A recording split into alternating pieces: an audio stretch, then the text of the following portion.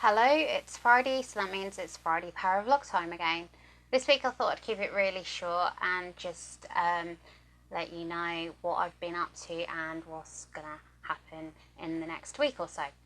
As I've already sort of put out there, we've investigated the Drakelow tunnels recently and I've been concentrating on that one.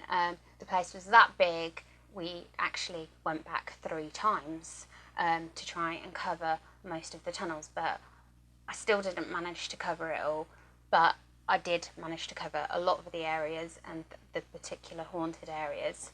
The first time I visited, it was myself, Laura and Amelia. The second time was myself and Laura. And the third time I visited, it was just myself. I went alone and investigated beside Nikki, Karen and Andy from Paranormal UK.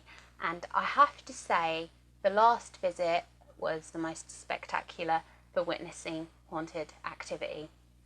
Earlier on, myself and Nikki were in the tunnels and we heard voices which actually sounded like human voices. They were quite loud.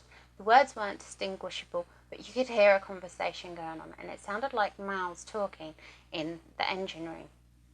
So we walked forward just to see what it was, and when we walked forward we heard it again and actually ran because we thought that there might be somebody physical in the tunnels, somebody who'd maybe broken in or somebody else, and we did actually crap our pants a little bit and ran.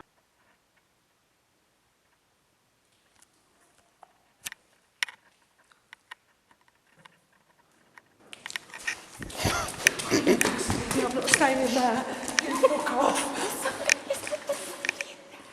Physical. Is that physical? Hello? Is there anybody in here? Somebody talking in there. That's what happened, Mercedes. Somebody touched my torch in there. Remember me telling you? Because you pressed that. That's what happened in there. And that's when Sid grabbed my arm and about broke my wrist and said, get out, Nicky. I was like, oh, shit. We did go straight back and have a look again just to see what it was, and of course there was nothing there. So, but we heard those voices really, really clear and it was really strange.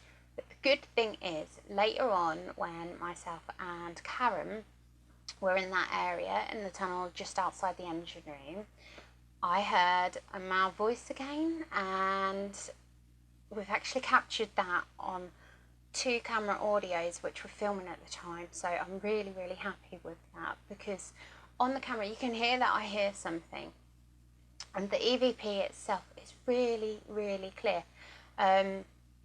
When you listen to it, some the things I put out there, what I'm finding is EVPs come through very quietly, although this one is quite a distinguishable one with quite a few words. This is what I would call a Class A EVP. And when you listen to it, it's best to listen with headphones or in a very, very quiet room, and obviously have your TV turned right up. We laughed afterwards, but we didn't laugh at the time.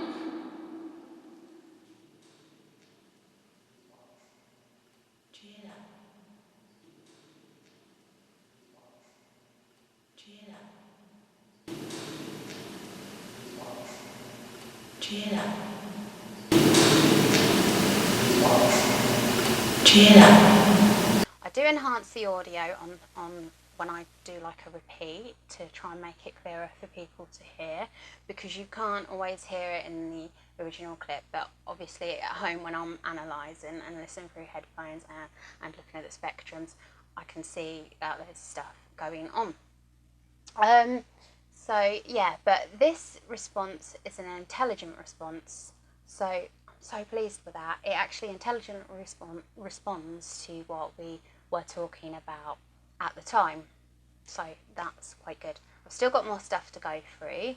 I'm hoping I've got more, but I'm not sure yet.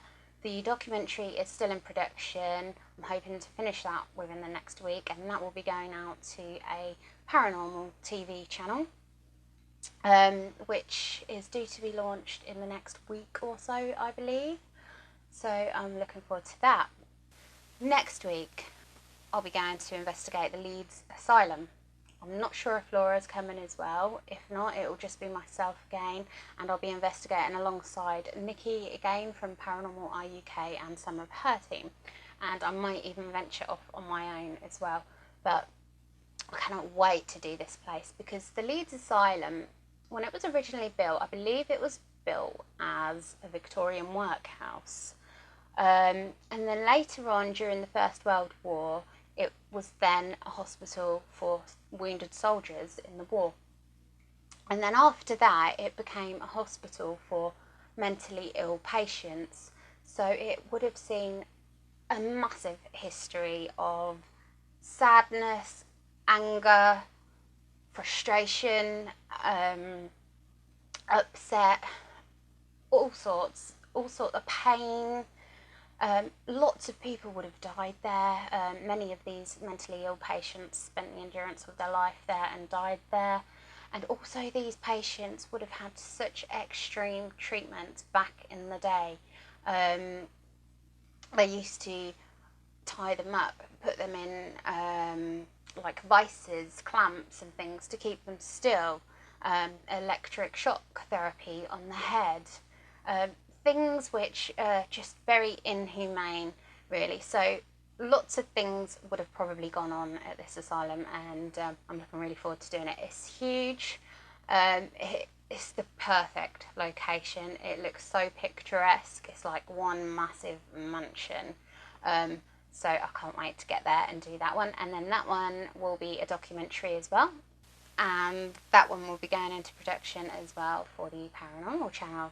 So yeah, lots to look forward to. There'll be many more locations after that, because we are producing a series of documentaries for this channel.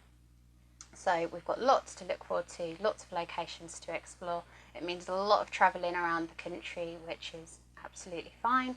So yeah, that's it. That's all I've got to say for today. So thank you for watching. Until the next, bye for now.